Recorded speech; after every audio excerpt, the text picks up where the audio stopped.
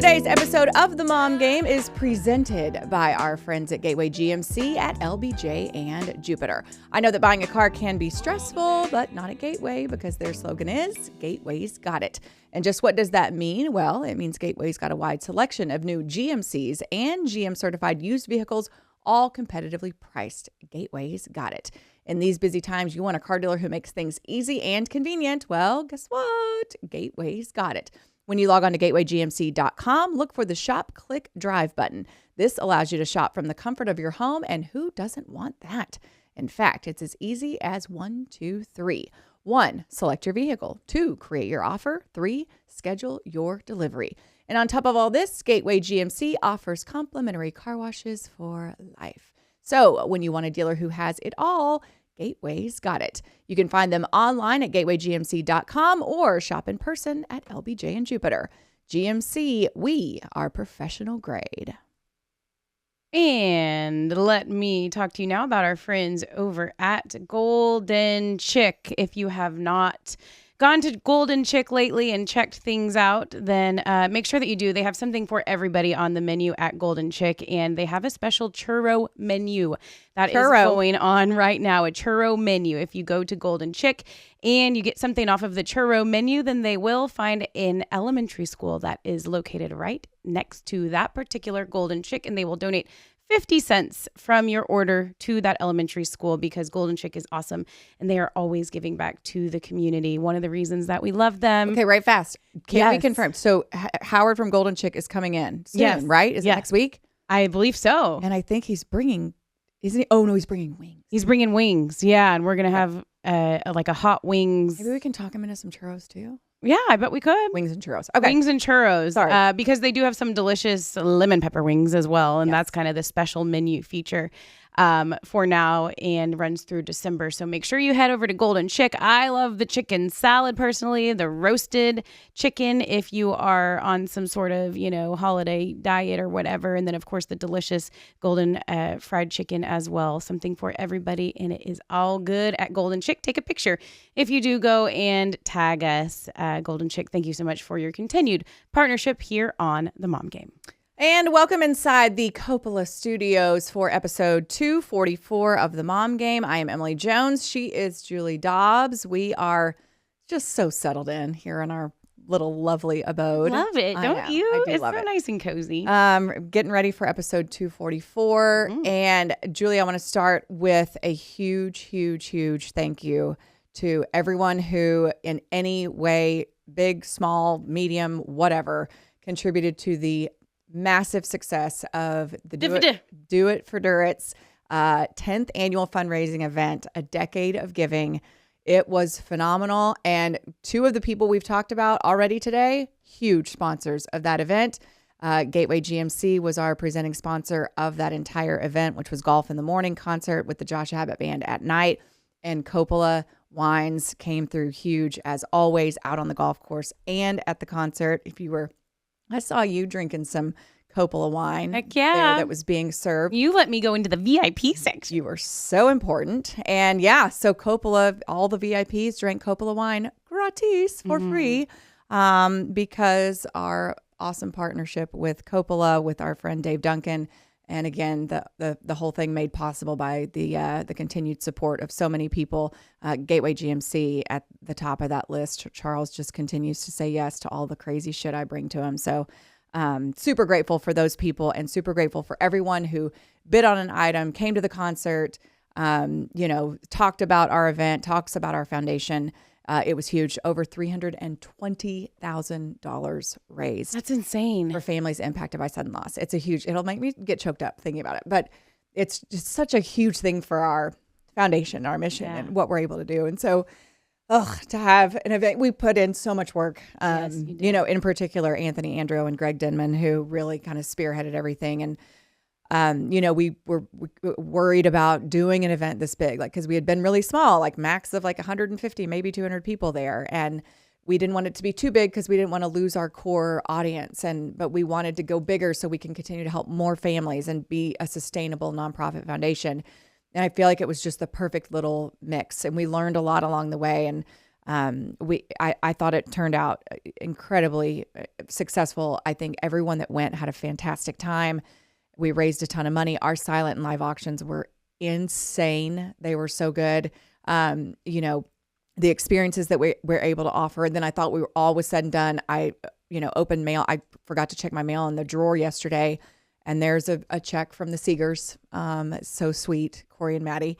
Just little things that it just makes such a huge difference to people who I know personally who want to make this, believe in this mission the way that I do, and that, continue to show up for it. So I just wanted to start out by saying thank you, not only to Coppola and to Gateway and to all of our sponsors for that event. Elevate Brand Marketing, who as well, but there's a ton of them. Next Step Recruiting, who put on the golf tournament. Anyway, I can't say all the sponsors and all the names, but it was just, you just like step back and realize, like, especially after fucking election week. And it was like, it was, everybody's so polarized and pissed or happy or whatever.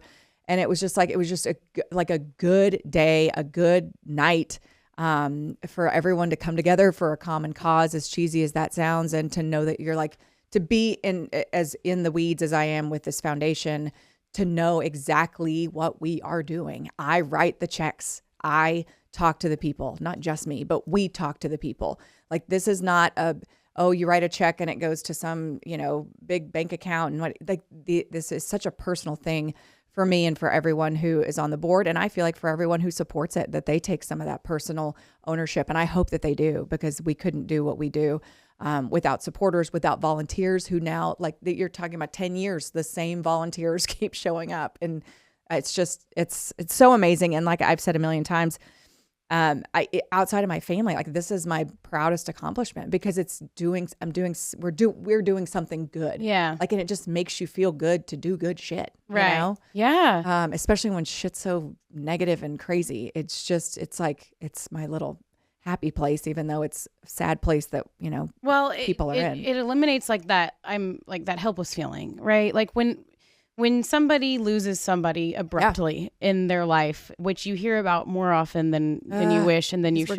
Because we're getting older. I mean, even guys are my age, like in their 40s, I'm hearing more like dads, like with heart attack stuff and heart stuff and all kinds of stuff. And there's just a feeling of like, oh my God, helplessness. Like, why did this happen? What can I do to help? And that's why it feels so good, I bet, is because you're able to help people answer that question. Yeah. Like, what can I do to help? And this is how they can help. And you are able to be right there and be that person in that moment when they need somebody the most.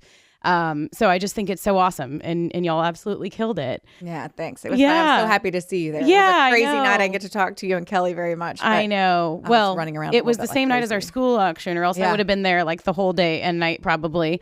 But we did already buy those like $150 tickets or whatever it cost us to go to our own school auction. I know. But I've organized one of those before too. Yeah, well, right. I know they're kind of cray. The whole thing. But it's good. It's all for a good cause. I mean, the school needs it, the teachers, everything. So sure. I fully commend anybody like you and like them that are able to give back and give time to such a good cause. It's just awesome. So it was so fun seeing Josh Abbott Band up there and wearing a Stars jersey. Yes, and I wish I'd gotten to see the live auction in the golf, but I'm just so proud of y'all. That's such a huge amount of money. Thank you. Yeah. Great. Ashley, our niece got the Stars jersey and got it. She texted me that the night before and she's like, does Josh want a jersey? And I texted Josh and he's like, absolutely. I'd be honored to wear a Stars jersey on stage. So I asked him what number he wanted. And then she had Tyler and Jamie both sign it. Like, it was really cool. And he wore it with pride, and he's such a good dude. He's such a good dude. My little Texas Tech roots with him. And it's fun to be able to, since it was our first, and shout out to Josh, and his band, those guys, talk about salt of the earth. Like, I went and had lunch with them, in between golf and the concert, and they're just the kindest, and they're not this like huge whatever, but they are a big name act. They're not like, I don't know, Garth Brooks. I don't know. I'm trying to think of somebody. Yeah. It's a terrible reference, but anyway, but they're big time. This is their job. And so we had to go through some lumps with them of like really not knowing what we were doing. And They were probably booking with like big venues, yes, big exactly. festivals. And they were so gracious and they were so kind. And Josh went and personally, they bought a guitar to auction off. We were supposed to provide it per the contract. He was like, nope, I got it. I got a guitar. I'm going to bought a brand new guitar, played it that first set. We auctioned it off. So cool. It was like $5,500 for that guitar and, 4 tickets to a Josh Abbott band show. And so anyway, it was just just made you feel good. It was such a good palate cleanse after, a rough election week last week, which remember we were here last, it was election day. Yeah. We'll get to that in a minute, but another good palate cleanse. Hattie had at her school, they do this program called I Sing America. Mm-hmm. And basically it's like the history of our country that's basically narrated, illustrated, performed by the kids. It's the most adorable thing you will ever see in your entire life. Programs are the best. They are so, and I got a little teary this morning. I was like, oh my gosh, what am I doing? So anyway, they go through, there was there was Betsy Ross and Abraham Lincoln and, Henry, when he did this, was Jackie Robinson, and Hattie and her girlfriend were Serena and Venus Williams. Oh, cool. And so they did this whole, background on the things that, kind of what they had done for the sport of tennis. And then also too, just sports in general. And then just raising awareness for especially Black female athletes and all that kind of stuff. And then the foundation that they set up in their sister's name. And anyway, so it was just, the last 4 days, with the Durrett event and then the I Sing America, I'm like, okay, I'm flushing all the election drama. Like I'm over it. I say that we're going to flush it in a minute, but talk about it a little bit. Well, just, but it just was, you things just that are pure in this world. We need more of that. Yeah, exactly. Yes. Things that are good and more pure. purity, please. Right? More purity. Okay, what about you? Anything in particular before we get to some sportsy stuff? Because we got Brad Alberts coming on later, the president of the Stars, which is super exciting. Yes. Your dress is so cute, by the way. Did you wear green for the Stars? No, I didn't really think about that. But are those tigers? They're tigers. Is it Rent the Runway? No, I stopped doing Rent the Runway because we're cutting back on expenses and like recurring things, because they just pile up. Yeah. And because I started to have to do all this stuff for Anna and asthma in our house. And so what I ended up doing was moving our cleaner from every other week to every week because that helps her and it helps me. Yeah. So I was like, okay, that's like about $200 a week I've got to find. So I found it from Rent the Runway and my class pass, which are fine. Like I'm fine. Okay. And the joint chiropractor. I'm like, I don't need all this stuff. Like, they're more wants. Yes. So cutting back on some needs or some wants and adding needs. And I feel like that was such a good decision. Even if Anna didn't have asthma, having a weekly cleaner, like, oh my gosh. Yeah. Prioritizing it's so that stuff. worth it. Good for you, yeah. Julie. Yeah. Thanks. And, I loved Rent the Runway, but there was a point when I'm like, all I'm doing is this. I don't own anything. Like I don't have any clothes anymore that are like new, that I have old clothes that are frumpy. So this is from a really cute little store in my neighborhood called The Store in Lake Highlands. It's super cute. Thanks. I could never pull that off, but you look adorable. That's so sweet. Thank you. Well, I'm also, when you ask what's going on in my world, I think I was a little excited today about my upcoming trip with my college friends, and we are the Missouri Tigers. Okay. And so I'll probably bring this trip this dress to Cancun. That's right. When are you? Yeah, Friday. that's right. And I leave tomorrow or Thursday. You leave going to Thursday. Charleston. That's right. Yeah, couples trip. My best friend from college and her husband and Mike and I are going to Charleston. And I've only been to Charleston once, and that was for our friend Meredith Land's wedding. When Meredith got married, it was before I met Mike, so it has to be like 16, 17 years I've never ago. been. It's adorable little town. It's very southern. I probably need to find some southerny things to wear so I don't stick out like a sore thumb. But anyway, we're going to just do like, it'd be so fun. Just eat good food. Are the husband's friends? They're real good friends. Yeah. So just going to eat a bunch of good food, sleep. We booked like a carriage ride. I used my friend, her name's Chesley, and she has a travel business. Cool. And so for the first time, like I just was like, okay, here we go. That's a good way to do it. We get in on Thursday. We leave on Sunday. She's arranged for our ground transportation, all of our dinner brunch reservations, a little carriage tour of Charleston. So check her out. Elevate Travel is the name of her. Like I have it on an app. So like I have our whole itinerary on an app. Oh, that has like our great. reservation confirmations. Yeah. Times. Yeah. I've got a friend doing that too. I think it's a good mom job. Like, yeah. Mine does like a lot of Disney. You know? Disney's a big one. But yep, she did my Lisa, my friend Lisa. She did Lisa's Disney trip too. Yeah. Well, that's great and fun to have someone else just do all the planning that you can just kind of follow along. I'm not trying to do. Yeah, I'm not trying to make reservations. Same. I didn't want to deal with it. We're going with. We have all types of personalities in our group. So we have 10 girls going. Okay, where are y'all staying? We're staying at the Secrets Vine in Cancun. Okay.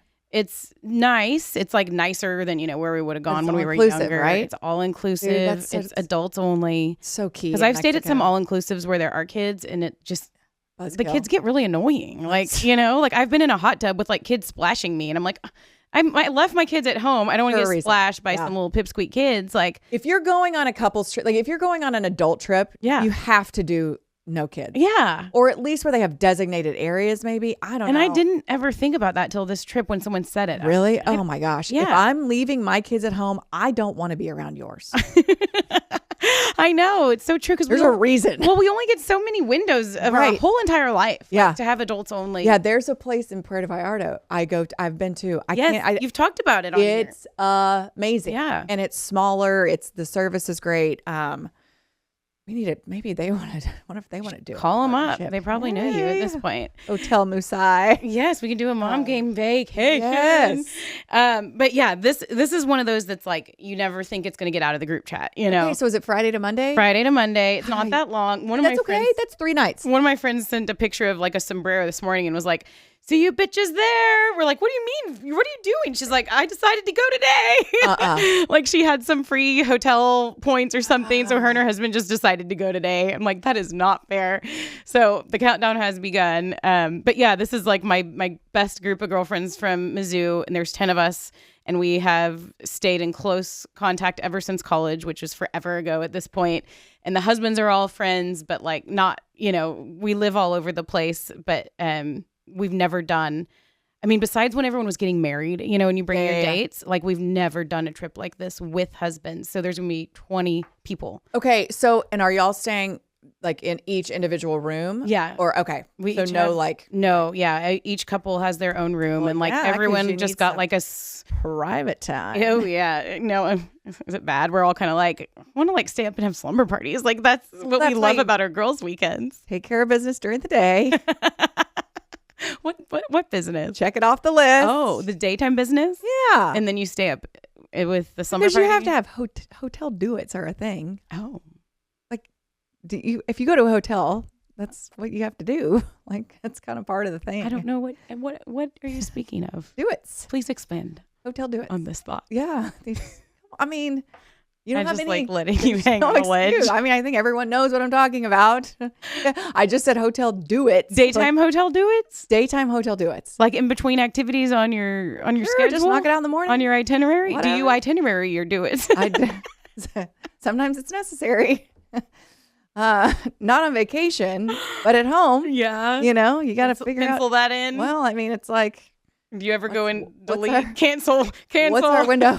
Never put it in writing. It's only a verbal. It's a verbal commitment. I don't ever need that shit in writing. We laugh, but I think a lot of people do this. Oh, 100%. Like I know a girlfriend that does it. She's like, yeah, we have it scheduled for this time. And it's like, we don't really have time scheduled, but there's a day of the week that's shit gets knocked out for sure. Like the baseline, just to make sure. Right. Like if all else fails, if we can't get to it any other time during the week, we know we've got. Hump day? We've got. Well played. No. Keep guessing. No, it's not. I'll stop asking. Tell me off air. This is as far. Tell me off air. This is okay. So I can send you emojis on that day. I can send you some bananas. Bananas. Oh yes, I'm going to Mexico. What are we? I'm going 15 minutes into the show. We've already reached the gutter. Yeah. Cheers, everyone. Cheers. Cheers. Cheers. By the way, what? We need to try some cookies. Can we have some wine and cookies? Sure. We were talking before this show began about how I can't wait to just be an old lady with like nothing to do, and I hopefully like a lot of money. Like I don't need to be rich. I just want to have a lot of money to where I don't have to stress. And I want to be an old lady that sits there and drinks white wine on ice and eats whatever the F I want. Gluten-free cookies? Gluten-free cookies. So these are gluten-free cookies from Fried and Free. Okay. And this sweet gal, Kara Willis, she did our cookies for our mom game launch party. Oh my God. So good. So good. When we became a business, like we were already I just had chocolate chip. Chocolate chips. My So favorite. Good. There were some red velvet with cream cheese frosting that didn't make it here. But she did our like little individually wrapped chocolate chip cookies at our party at Four Corners. And so I just like saw her on Instagram and reconnected. I was like, how's it going? Like, she was like, oh, I'm good. I was thinking about you too. And she was like, let me bring you some cookies over. So, and she brought some cakes, gooey butter cake that my family was freaking out. Isn't it amazing? I swear it's better than anything. It's so good with gluten in it. Like they're so good. And I know a lot of people, more and more people are gluten-free these days or dairy-free. Like that shit is making people, it's all inflammation and makes people sick. So no, big food. Yes, big food. Big food. Big food. Mm-hmm. It's big. It's big. So, good. Okay, so shout out to her for the good, delicious. Fried and free. Fried and free. Is she like on the Instas or what? She's on the Instas. She's on the Instas. Yeah. Fried. This is a small business. So fried and free? Okay. Yeah. Okay. They're so good. Okay. If we do another mom game event, I want to have her bring some little individual cookies. So anyway, I forget what we're talking about. I don't know. Sports. Oh, that's what I want to do when I get older. Drink wine. Drink wine on ice. I don't know why wine on ice, because we have ice in our wine today. Well, because we didn't. Sounds like old lady thing. We didn't properly chill in our refrigerator, which is right there. Yeah. I want to drink wine on ice, and I want to sit outside in a rocking chair. With gluten-free cookies. With gluten-free cookies. Okay. Like every day. And like listen to the Rangers on the radio, listen to sports on the radio. What if I'm on the TV? I don't want to listen to, don't let me, whoever's listening, I hope you will still be doing our show maybe, or maybe not, but don't let me turn into like bitter politics lady. Okay. Or like what's going on in Russia lady. Okay. When I'm old. I don't think either one of us know enough about stuff. No, but they don't either. They just think they do because they only watch the news. Great point. You know what I mean? Great like, point. I just don't want to get addicted to the news and like being bitter. Oh, that's why I'm going to sit outside when I'm old. Old people just watch so much news. They do. Oh, it's so sad. Because it's on all day. I know. Oh, bless. Okay. That's where you need to watch Wheel of Fortune. Yeah, sure. Days of Our Lives. Okay. Let's get a little sports. What do you want your old lady life to be like? And then let's go sports. Okay. So I don't know. Like maybe I'll chill the fuck out when I'm old. I don't know. Like, so maybe I'll just drink white wine and eat gluten-free cookies and outside, hang out outside. I don't know. I haven't thought about that. Is that weird? Like that I haven't thought about, like, I think I'm just so like head down. Yeah. It's so funny because, sorry, sidetrack everyone, audience, apologies. Jaffa, who is Charles Cooksey's GM, Gateway, his not wife, the long time girlfriend, might as well be his wife. She puts up with his ass. And she was like, how are you because I'm the day after the Durrett event, I was texting her about scouting, doing some wine stuff, something, whatever, tasting her. I don't know. Anyway, so she's like, I was working. She's like, what are you doing? Like, why do you do all this stuff or something? And I said, I don't know. I love that. Good question. And I think it's because my dad always told me, like, make hay while the sun shines. And I've told you this before. Yeah. Make hay while the sun shines. Make hay while the sun shines. And it's like, I don't know when the sun is setting. And so I'm just trying to make as much hay as I can. Mm-hmm. And I'm not even talking about money or whatever. Obviously, that's all part of it. But I just want to I'm trying to do as much as I can while the sun is shining. Well, and maybe sun shining means not only like you're on TV and people know you, but also like this, not to be like cheesy, but it's shining inside of you. Like you have the drive. Like that's going to go away. 100%. Like when you're feeling the drive. Right. And like the burn and the passion to do it, then just go all in and do it. Right. And then I don't know when that's going to go away. Yeah. I don't know when that's going to, I don't know. So I don't know. So I honestly have not thought about what my life will look like beyond my kids being in my home. Mm-hmm. And to me, I think part of it too is because I'm scared shitless of that. Yeah. I am scared shitless of my kids leaving my house. Yeah. And I don't know if I've ever even said that out loud. Like, I feel like they'll be prepared. I feel like I hope that they'll flourish.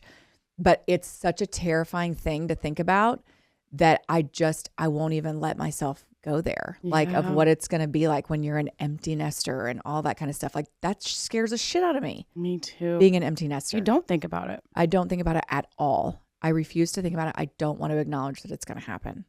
Yeah. Yeah. Maybe my kids will start making really bad grades and they won't ever graduate from high school. There you go. Or you could be like me and tell them they have to go to college clothes.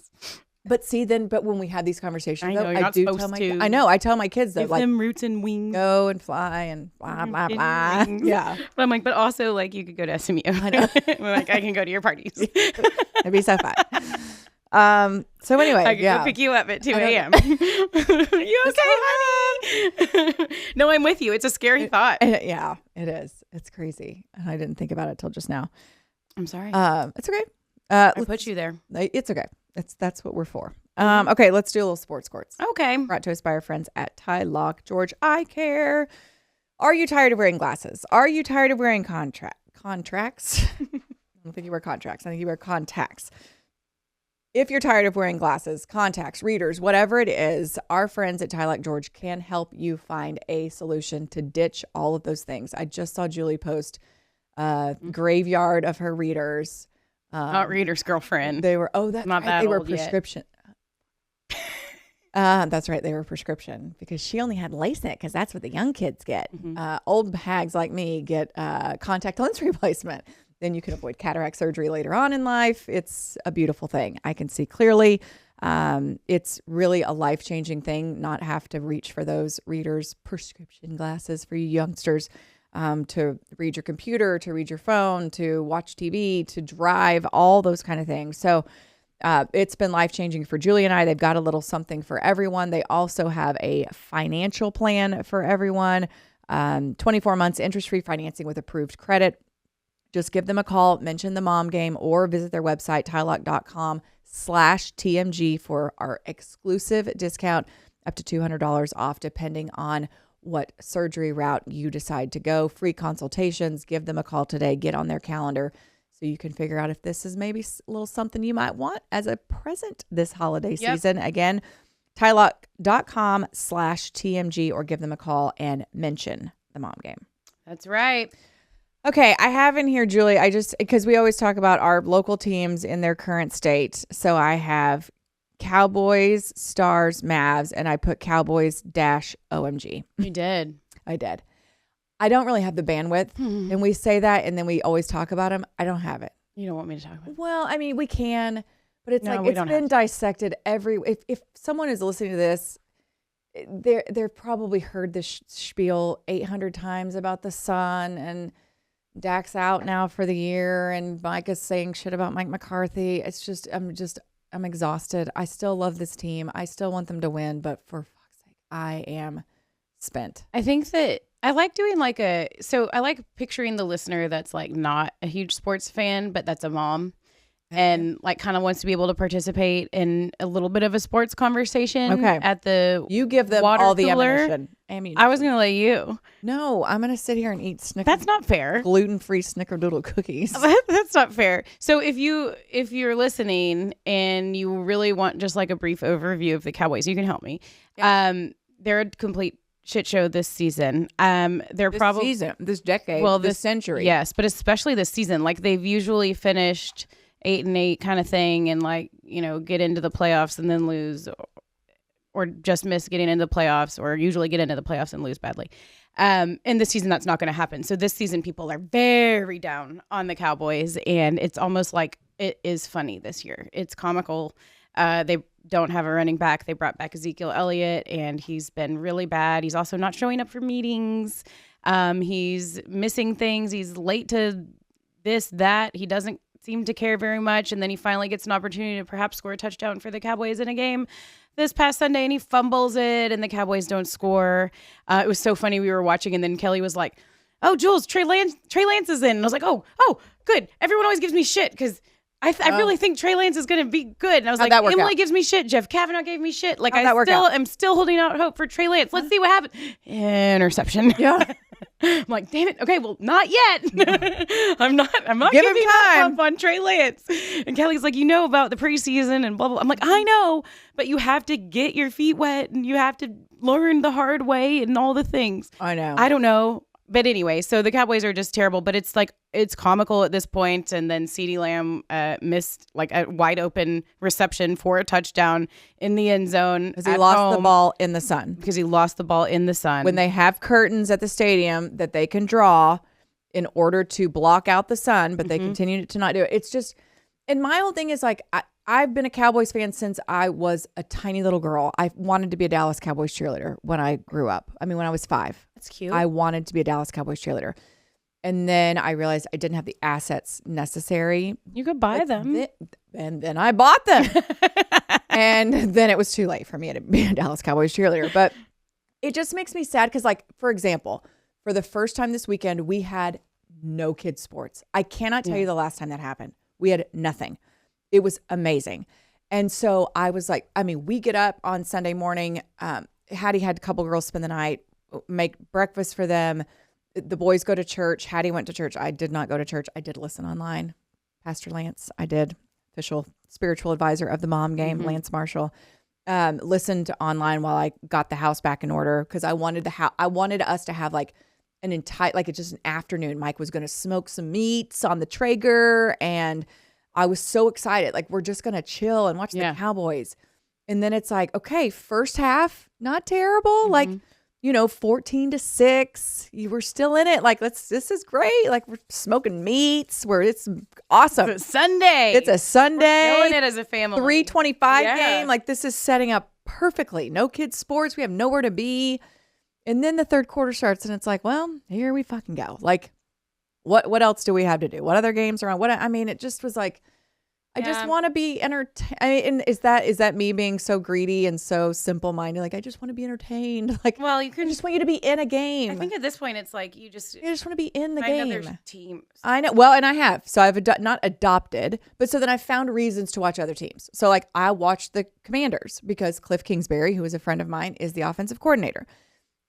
It's easy to root for the Lions. They're playing well. They're playing well. They did lose that game Sunday, but Dan Campbell, who I covered when I first got to Dallas as when he was a Cowboys tight end, or fullback, whatever he was. I don't know. He didn't catch the ball or touch it very much, but he was a really good tight end. Okay, he was a really good locker room guy, and he was a really good blocking tight end. He didn't catch a ton though, did he, Danny? What were his stats?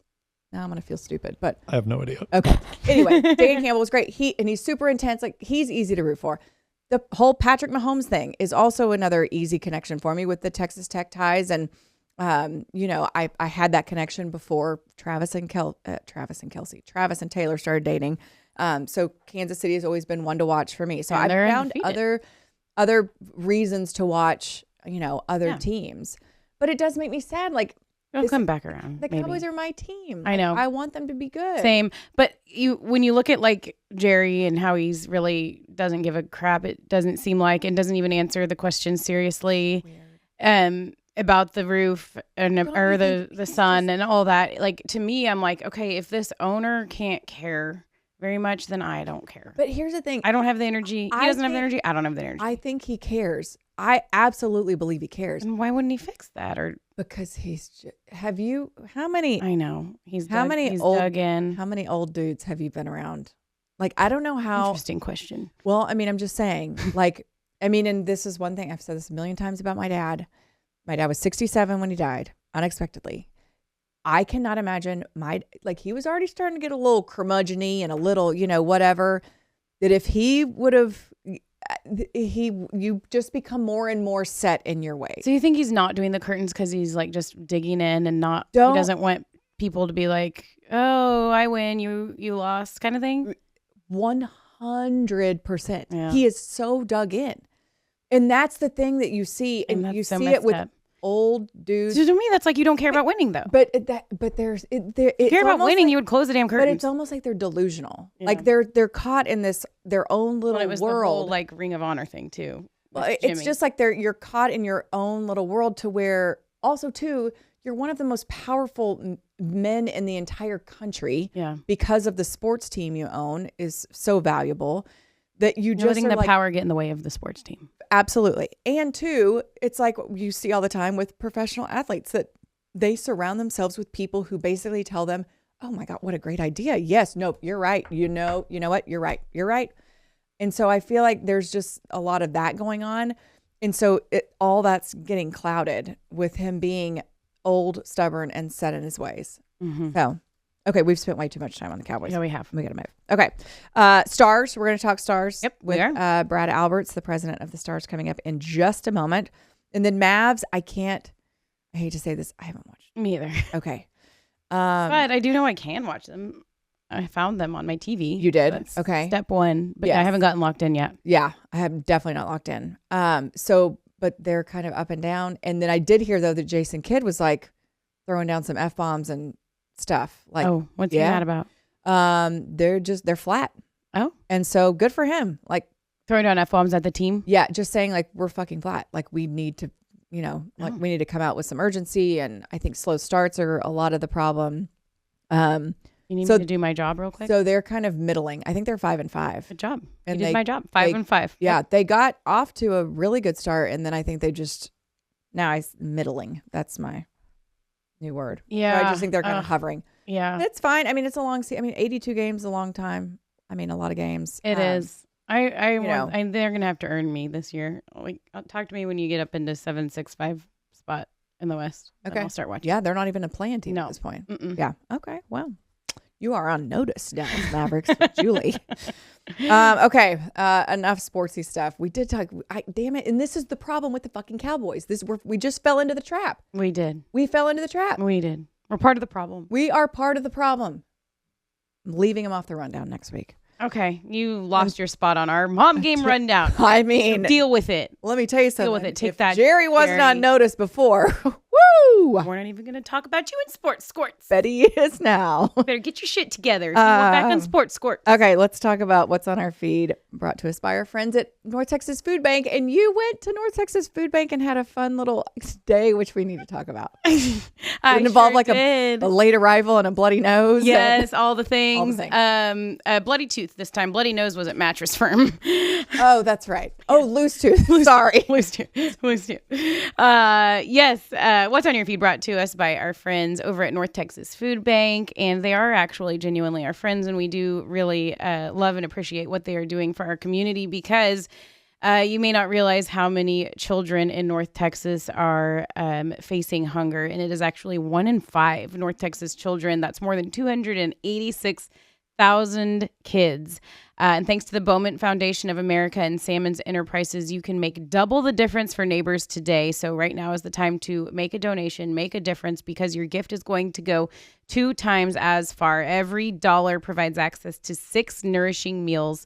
You can stand with us here on the Mom Game and make a donation. And we actually have our own link if you want to go make a donation right now. It is ntfb.org/themomgame. And you can be a part of helping to solve hunger in North Texas and being a part of North Texas Food Bank's mission. This will be going on now, November 1st through December 31st. Their goal is to fund 50 million meals. This is their Face of Hunger campaign that they have going on in an effort to try and raise as much money as they possibly can before the end of the year, because the Face of Hunger lives in your community. It's behind you in the checkout line. It goes to school with your kids. You might not realize it, but it really is all around you. And we want to make sure that nobody here in North Texas, especially children, are struggling to find food. So it really could be anybody, and you can be a part of this endeavor with us and join on with the Mom Game and North Texas Food Bank. ntfb.org/themomgame to go make a donation, and we would absolutely love it if you did. Yes, please. And we're not going to spend too much time on this for the reels, but I feel like on my feed, I don't know about yours, is so much still election stuff. MAGA baby. Oh my gosh, so many I don't know. things. It's careful, you'll get. I don't really MAGA. I know. I just was being MAGA. People are real. It's something. I wanted to be polarizing for our ratings. I will say that. Cut that clip of Julie with the MAGA baby. Get some engagement going. It's just. I mean, I thought like I mean, I had a conversation with my girlfriends and they all were like, you probably should just stay off social media. Cause I'm like trying to like rationalize everything and like make sense of stuff. And they're like, yeah, you just probably should just check back after the election, or maybe even like a couple weeks after. The day after the election on social media was one of the most bananas scenes ever. It just, I don't know. It just makes me sad. And it's like, I still woke up the next day and everything, you know, my life was was completely unchanged. I don't know. And I get that people are passionate about certain things and people are passionate about that or whatever.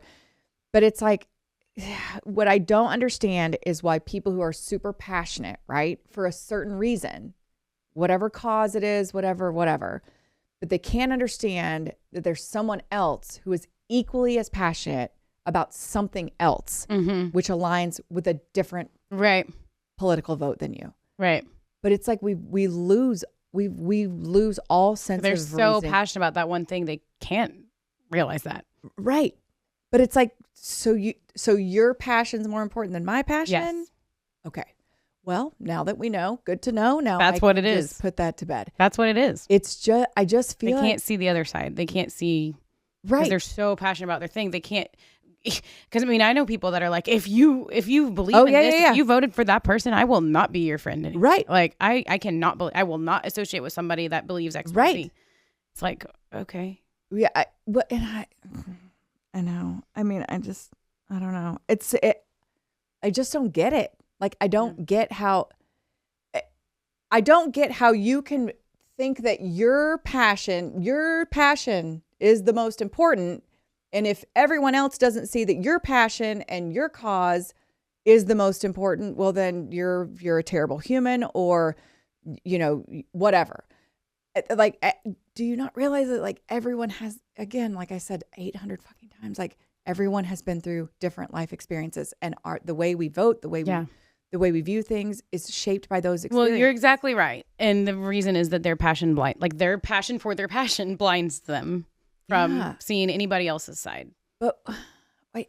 And there's no way to talk sense into people like that. Right. So but friends are probably right. It's like there's no way to talk sense into them. There's no. And then two, why don't we should just not on social media? Like what?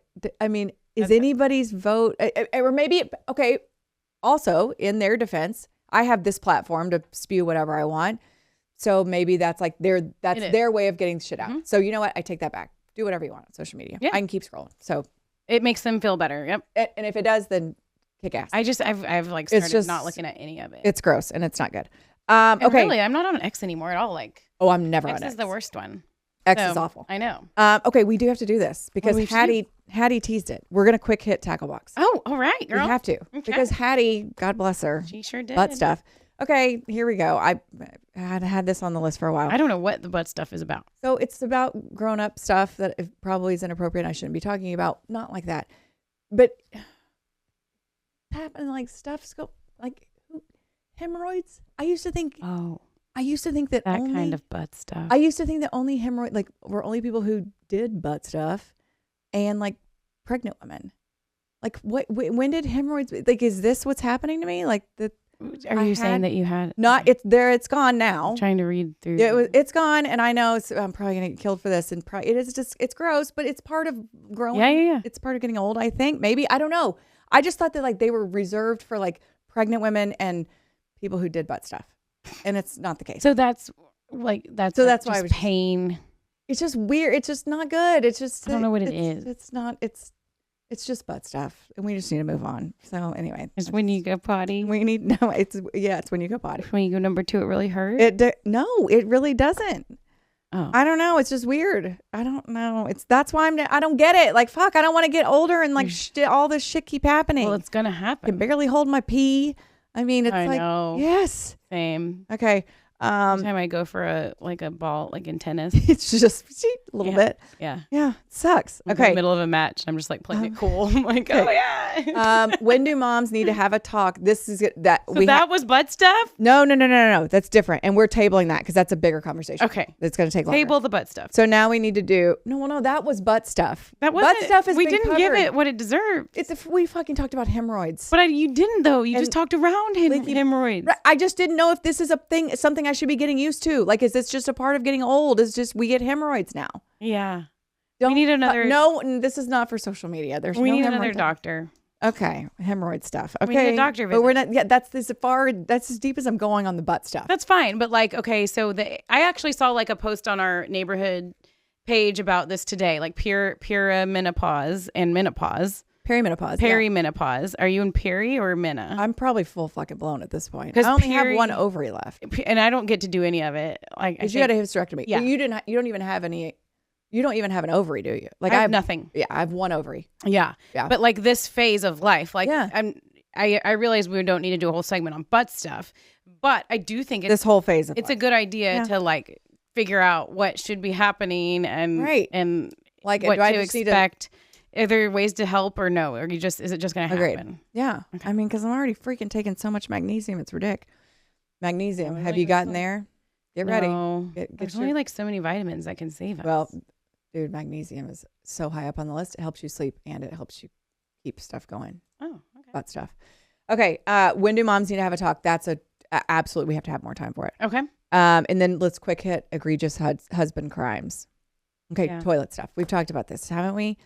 Like, I need you. I'm talking to you. What about using the little brush? Do the what? Husbands need to use the little brush. The little brush? The little brush.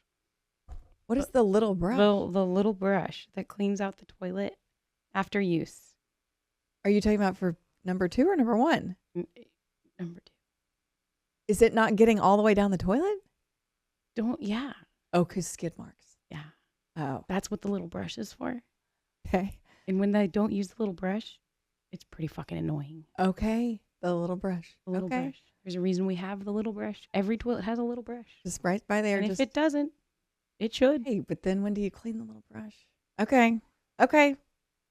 Do you have little brushes? We have little brush. But I don't It's know. just a discreet little brush. Yeah. It's like next to every toilet. Yeah. It's there for a reason. Yes. But in case you leave, And kids should use it too. in case you mark your territory. Yes. Okay. Everyone use the little brush. Everyone use the little brush. PSA. Also, too, dudes, I told you this about when I felt my ass fell in the toilet. Like, when I was pregnant, like either if you're going to lift the seat to be courteous and not pee on the toilet seat that everybody sits on, have the decency to put the seat back so my ass doesn't fall into the toilet. Emily's ass does not want to fall in the toilet. No. Or if you choose to leave the seat down and you pee on it, if you sprinkle while you tinkle, be a sweetie and wipe the seatie. Like, PSA. Husband sprinkle when he tinkles? Well, I mean, make a decision. Commit one way or the other. When he tinkles. Okay, so you got to pick one. If you're going to raise the lid and you want to whiz all over that and just have whatever happen, put the fucking lid down. And then if you're going to leave the lid down and then you sprinkle on the toilet seat, be a sweetie and wipe the seatie. Hey, quit buying cheap. We're airing our dirty laundry. Quit buying cheap toilet paper in bulk. Oh my God, this happened to me. Fucking one-ply shit. No. One-ply shit from Costco. So it takes you get 2 wipes. Trying to save a buck or two. Yeah, you get 2 wipes out of 1 roll. Our private parts have to suffer. Yeah. For months. And you know what? I had this realization. Way more sensitive. Yeah. We're wiping more than you guys. Yes. I had this realization after like a couple of weeks of using it. I was like, oh my God, I can go buy new toilet paper. Like, I don't know why I thought I had to like fight through this until it was gone. I can save it. So I put it off to the side for like emergencies. And then Ryder had his pumpkin project and he had to make a mummy cat. And I was like, perfect. Here we go. I have some one-ply toilet paper for this project. And then once I'm going to save it until he starts TPing houses someday. I'm like, perfect. I have some toilet paper for you. Okay. I'm not going to use that shit on my body. Good for you. I appreciate your courage. Okay. Man gear everywhere.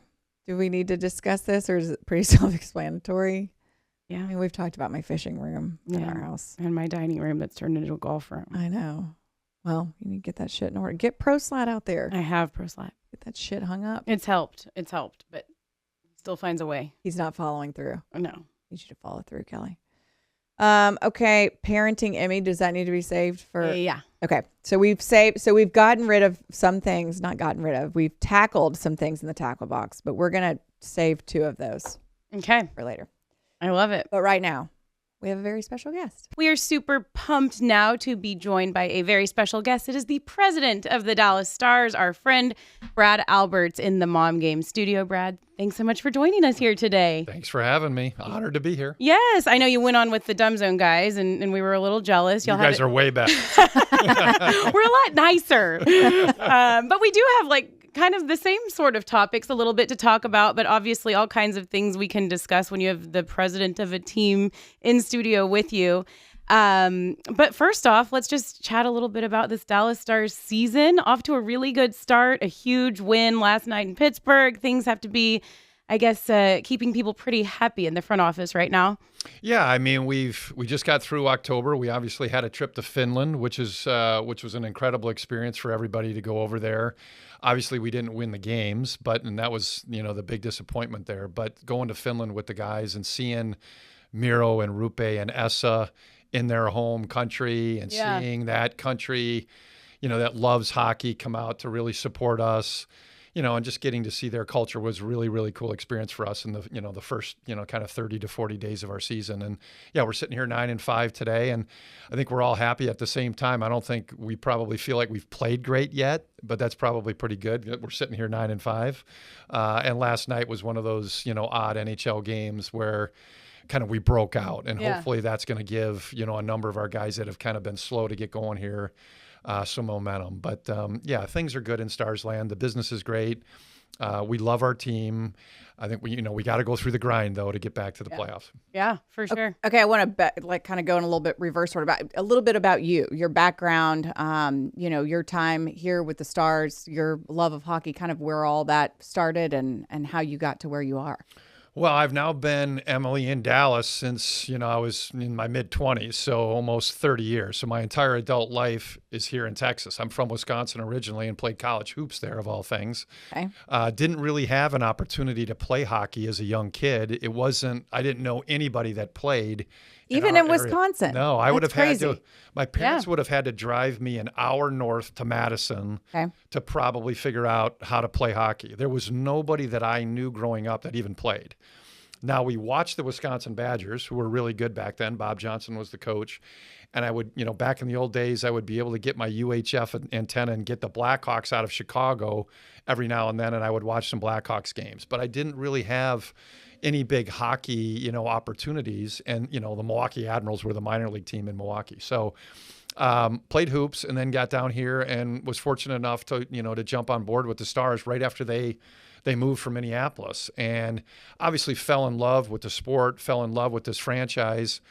And then, moved into baseball as well when I got to know you at the Rangers. When Tom Hicks bought the Rangers, I spent 10 years, in MLB with the Rangers as well, and just was able to navigate, through the business and really understand all aspects of the sales and marketing pieces of sports. And then I think probably most importantly now for this job that I'm in now, really understand the landscape of DFW and the politics and really the sports landscape, the business landscape, and the personalities that are all involved. I think that's probably the thing that I look back on most that's given me some advantages now in this role is just my understanding and 30 years of history in DFW.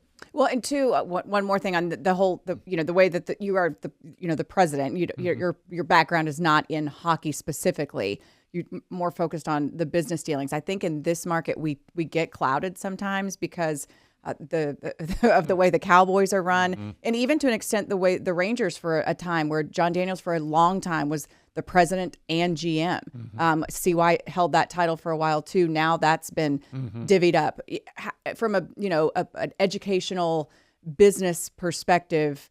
I think a lot of people think if you're going to get into sports in the management side or whatever, that you have to have background in that sport in particular, and that's just not the case. Yeah, no, I think we're probably set up like the majority of teams, throughout, the big four sports and even the MLS, we'll call it the big five.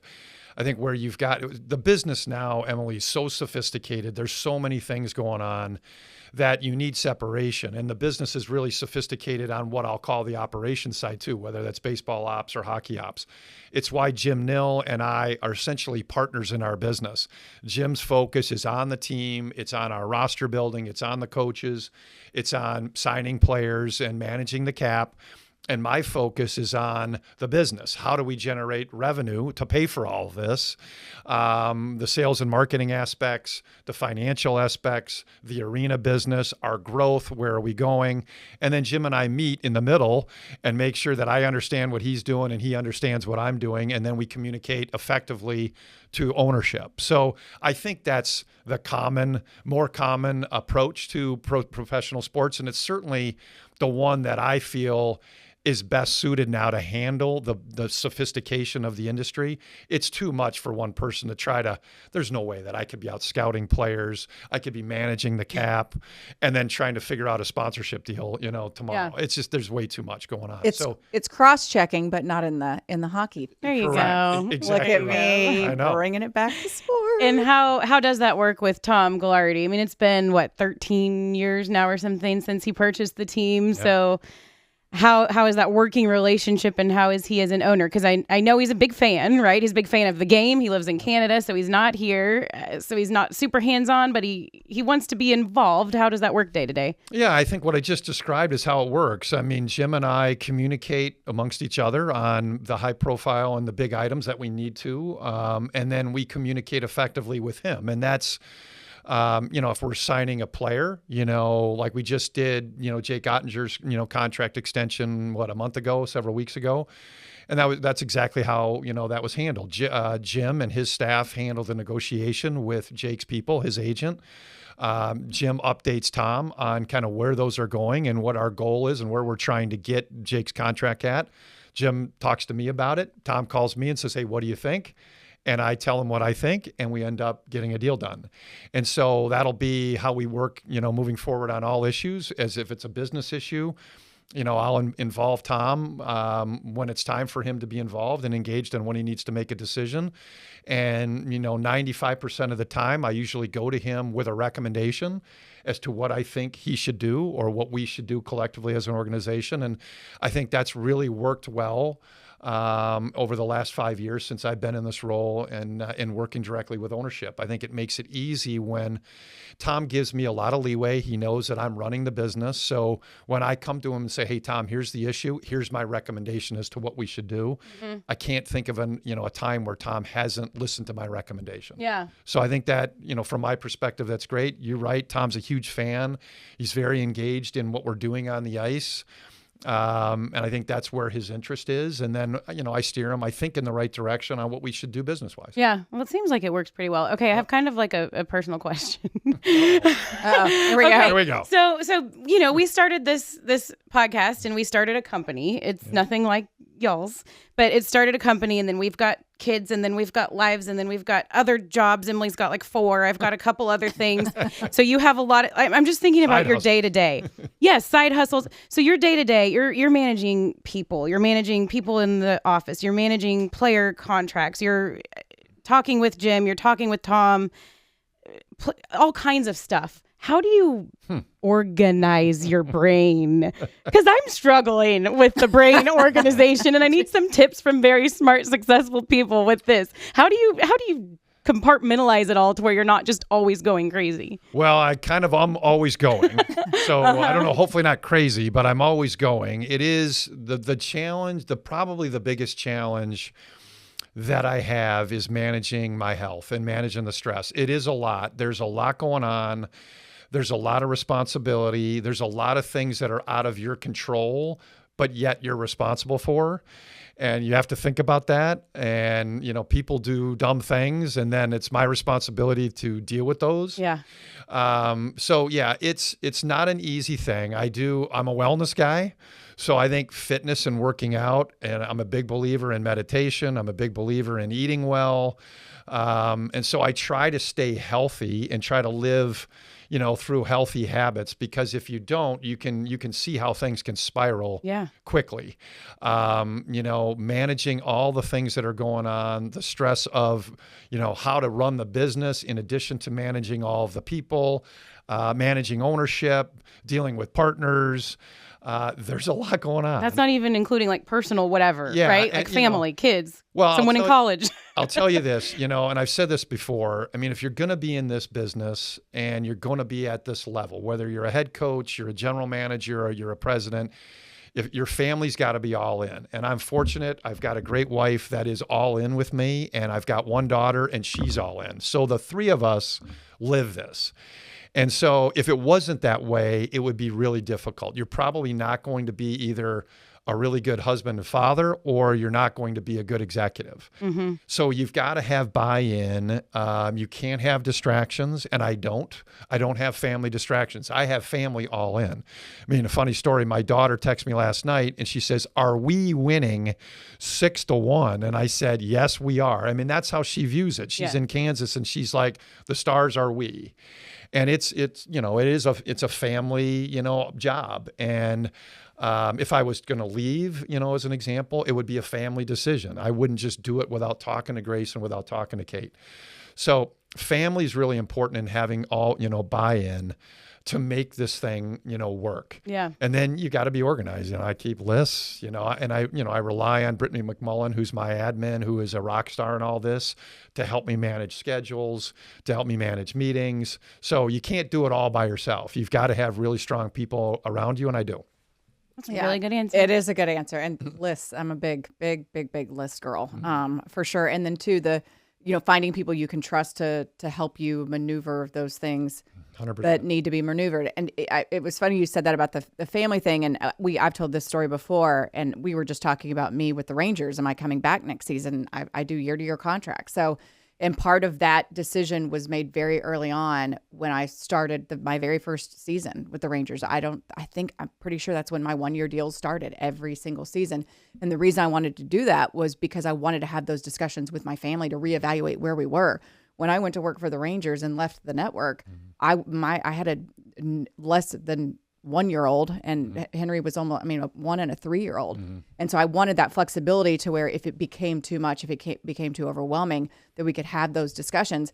And I don't think a lot of people, or maybe they do now more than they used to, but involve those parties in their planning, in their discussions. And for me, that's important. For especially my kids now being 13 and 11, that we sit down every year and, are you ready for this? You saw what mommy had to miss last season, and are we all that kind of stuff. When did that start for you? At what age was your daughter? And I would assume those were discussions you always had with your wife. Yeah, I mean, Kate's been incredibly supportive throughout my career. Now I've been blessed. I haven't had to move.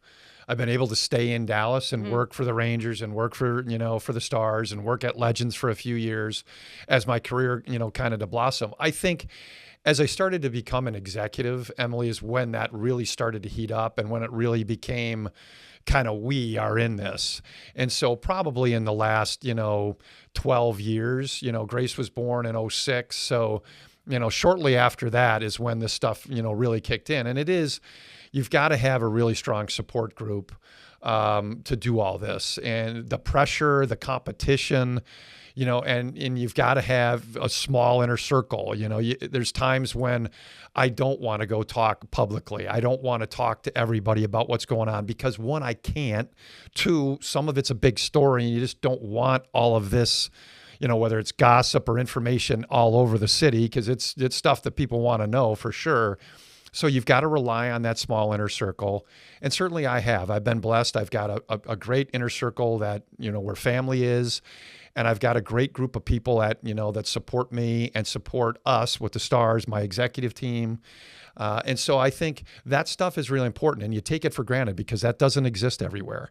And I know just people in the industry that have really struggled with that. They've ended up divorced, and you look at it and their life just isn't complete because, the kids are split and wife's gone or husband's gone. Yeah, they're working, but things just haven't, all come together because of, the pressures of the job, the demands of the job, and the things, the spouses just couldn't see through it and couldn't get on the same page to support. So, the other thing is you can't be jealous.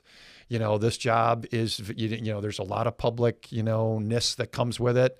And if you've got a spouse that's jealous of that attention, man, it's not going to work either. And I'm fortunate. Kate's not jealous of that. She's not jealous of the time that I have to spend away. She, in fact, embraces it and becomes part of it. Let me just tell you, we as wives, we all like it when you leave town. To an extent. Depends on how old the kids are and how long you're gone. Yeah, not for too long. Not just a little break. Just a little bit. Yeah.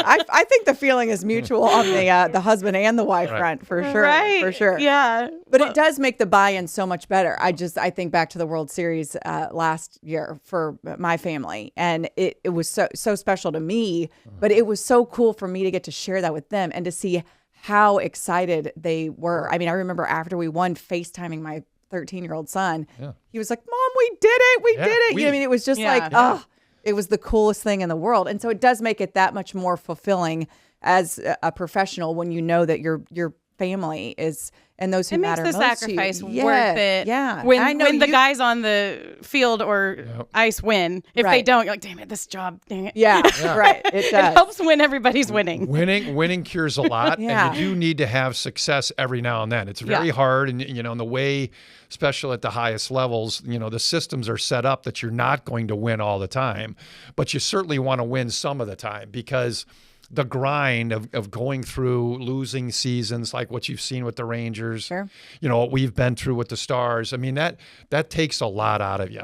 And so you do need to have those experiences where that euphoria of winning and accomplishing what you've set out and worked so hard to do, you actually do it because it's very difficult. What the Rangers did and what we're trying to do, I mean, it's really hard. Yeah. And it's set up to be different. I know, and especially when you've been so close. Yeah. And then you're like, here we are at game 1 of 82. Gotta start it all over again. Before we can even think about trying to get back to where we were. But I think so much of athletes, coaches, front offices, they recognize and realize that, and they're more prepared for it, I think, probably than, ordinary fans are. You've got to embrace the grind. Yeah. That is what we talk about. And it is a grind. I mean, as you know, going through it with your husband, I mean, it's a grind, traveling and, playing every other day.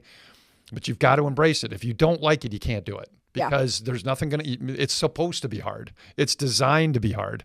Nobody says it's going to be easy. Right. Playing 162 games in baseball, going on those, away, trips for 2 weeks. It's hard.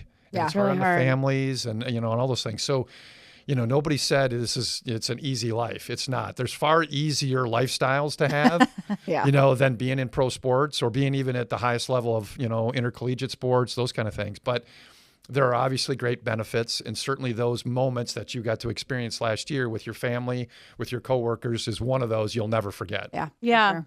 Well, I know that this season has been kind of a pivotal one for you and for the organization, obviously with the big shift in the television coverage and Victory Plus. Yep. And it's been, I know it was a bit of a risk, a big decision that you guys had to make where your games were going to be broadcast, and you guys kind of just decided to do it yourself and create a platform to then broadcast your games on. So I just want to hear now, what are we, 15-ish games into the season? Yep. How it's going and, what kind of things you've had to work through along the way and how you see it going in the future. Well, you're right. We're now a month into it. And when I did the show with the guys, we hadn't started yet. So, we're now off and running. And I think it's gone pretty much exactly the way I anticipated it. And it wasn't, just seamless. We've had a few bumps. We had a bump right on opening night, the first game where we had some technology glitches in the second period. But the good news, was APMC recognized those And we played the next night and had them already rectified and fixed. So I knew there was going to be some of these technological glitches. And we're continuing to work through, those as they've come up over the last month. But for the most part, I think the user experience has been really good. The graphics package looked great. The quality of the picture, whether you're watching it on a device, whether it's a phone or even on your TV. Last night I was watching it on our TV, was great. I mean, Josh and Razor continue to do a great job. The advertising community has really embraced it. For the most part, every advertiser that bought Stars TV last year has purchased again, and we're selling some new ones. So I think all in all, it's been really good. Now we've had games like we just played Winnipeg 2:00 in the afternoon on a Saturday. We've had a number of games up against football in the first month. So our viewership is probably, showing that and displaying that. And again, it's what I said. I think I told, the guys when I was doing their podcast, we've got to look at this over 2 years. You've got to get through all the different phases of the season. College football ends Thanksgiving weekend, basically. Okay, so then football kind of starts to dissipate a little bit. All right, do we see changes in viewership post-football? All right, then you get past the NFL. Once you get into January and February, the NFL is pretty much done. Now you're in the heart of the winter, the core, hockey season. Do we see, changes in the viewership numbers then? And then you start to, roll right into playoff season.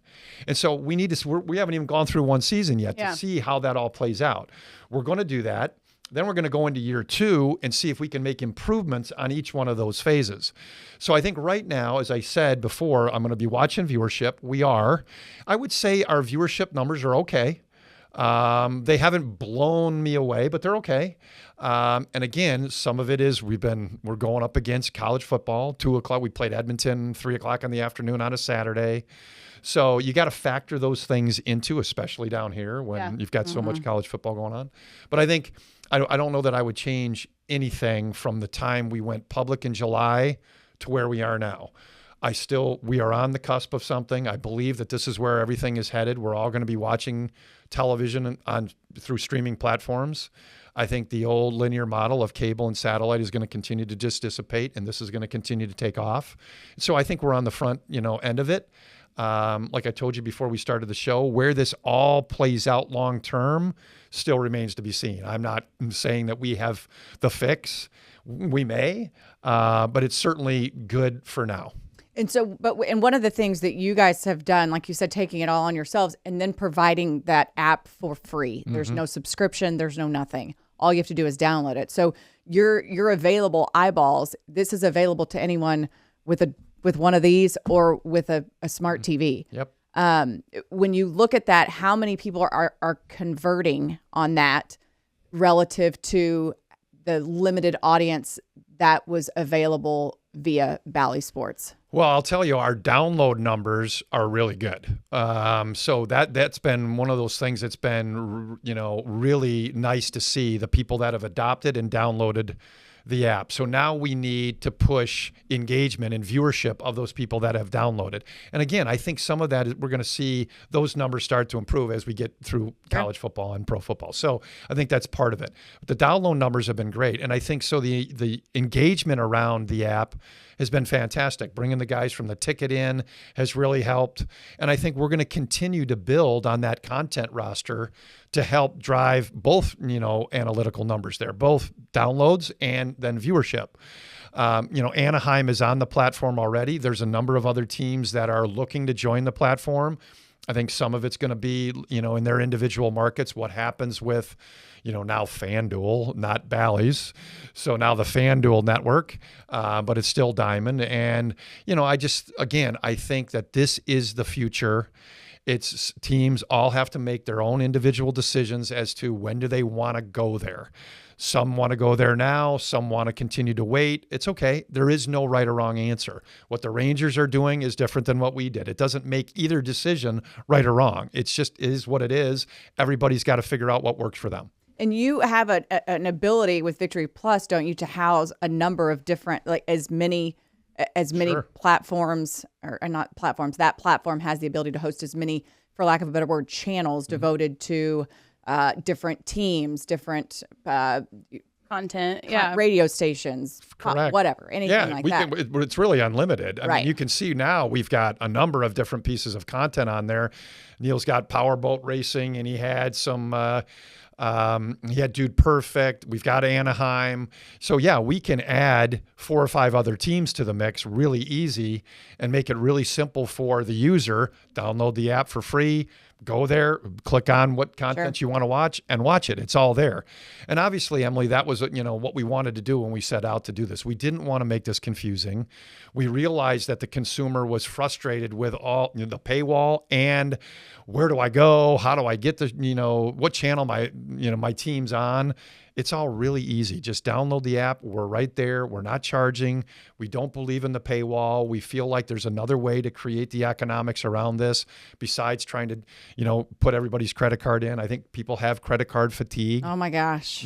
So Yes. we Password fatigue, credit card Correct, fatigue, all of that. so many fatigues. So we thought that. And again, sophisticated streamers are going to figure out end arounds to get around paywalls anyway. And that was one of the things that Neil Gruninger at APMC, made a point to tell me right away. And I believe him. So we haven't heard of any real success behind paywalls. So we're like, let's not do it. Let's try to drive viewership, make it as easy as we can, make it free for the fan, and we'll figure out other ways to drive, the economics. Right. That's what we're doing. Another perk is probably just like having a direct line to the fans in for your messaging, cutting out the middleman of the TV network or whatever it is that you guys want to say about your team, about your product, you can say directly to the people watching. And I know you've kind of looped that in with some cool things that you're giving away to the fans and incentives to join, to subscribe, to come to events, to be a bigger part of this whole Stars experience. How's that aspect of it been going as far as the fan engagement and fan involvement? Yeah, you're right. We now control the entire broadcast. We can do essentially whatever we want. And I think now that we've gotten through the first month, we've worked through the fundamentals. We'll start to get fun with some of the creative stuff that you're talking about. Yeah. Some promotion to drive viewership. Some other things. Mom's night out. Mom's night out. Sure. There you go. Wine night. Yeah. The mom. Just saying. Here we go. I mean, just an idea. For sure. I mean, so we can do some of those things. We've talked about, the Manning cast has kind of, turned into a thing. We've talked, we kind of, did a little bit of that around some of the preseason games. We could do that again. We could bring, females Get Luddy a couple pops. Let Luddy's, him. He's doing his own thing. Oh yeah, now. he's got his own pod. He's got his own to it the other podcast. day. Yeah, exactly. So, Oh, really? Oh, yeah. With the All Learn City. something Yeah. new every All day. City. So Okay. anyway, we can, now that we've gotten through kind of launching, getting through the fundamentals, getting the technology glitches worked out, I think now we can start kind of advancing into some other things. Yeah, that's so exciting. Okay, anything else on Victory Plus that we didn't ask you about that you want people to know? Because I want to move on to something else if we're good. No, I think we've covered it, and I continue to be patient. We're going to continue to refine it and make it better as we go along. And I think where we are now compared to where we were a month ago, we're in a better spot, and we'll be better by Christmas. Yeah, So, well, it looks and sounds great. Yeah. I mean, to the consumer, I feel like there's really no difference. Once you know how to find it, then you're locked and loaded, Yep. good to go for the whole season. Okay, youth hockey is something that I just want to discuss with you a little bit, because I know that's been a big initiative for the Dallas Stars to kind of help try and grow youth hockey in North Texas ever since you guys came over from Minnesota, and it's really exploded. So just talk to us a little bit about the Stars Centers and the opportunity that you guys put in front of people to get engaged with youth hockey.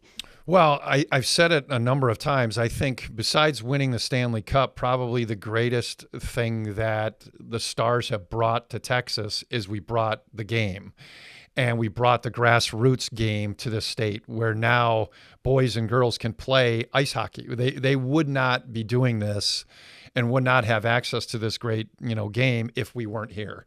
And that involves building the infrastructure, as you referenced, our centers, to create the ice. I mean, that's not easy to do in a state with a climate like ours.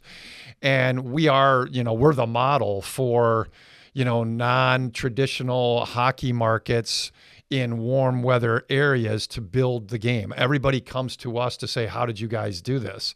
Well, and it's been, it's 20 years in the making. We started with one. We're now at 8 with another one in Northlake under construction. So we'll have 18 sheets of ice in the Metroplex once Northlake is completed next year, which is incredible when you think back to we had one sheet when we first got here in the 90s when I started at Valley Ranch.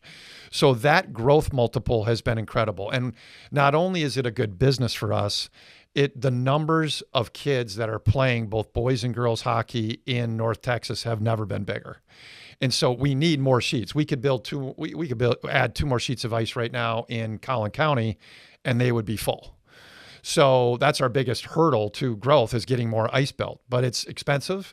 And the way we do it through public-private partnerships, it takes time. And so we just have to work through those timelines. But the business and the sport have never been more popular, and the numbers have never been bigger. And we continue to push for growth. We're now looking at other markets outside of DFW to try to grow the game, including Austin. We've talked to Kyle, Texas about a rink there. We're talking to more cities that are, really coming out of the ground in the northern part of the DFW area that are really going to be population centers for the next 20 years. Yeah. About adding, our facilities.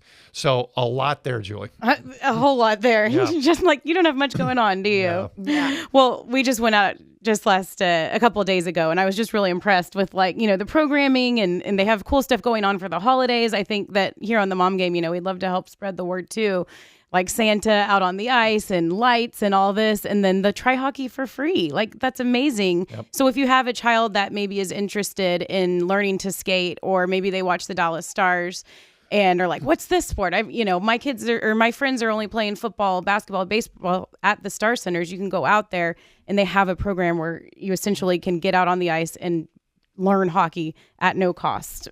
Because it's not it's like baseball. Baseball is an expensive sport to play. Basketball, you need basically a good pair of shoes and a ball. Yep.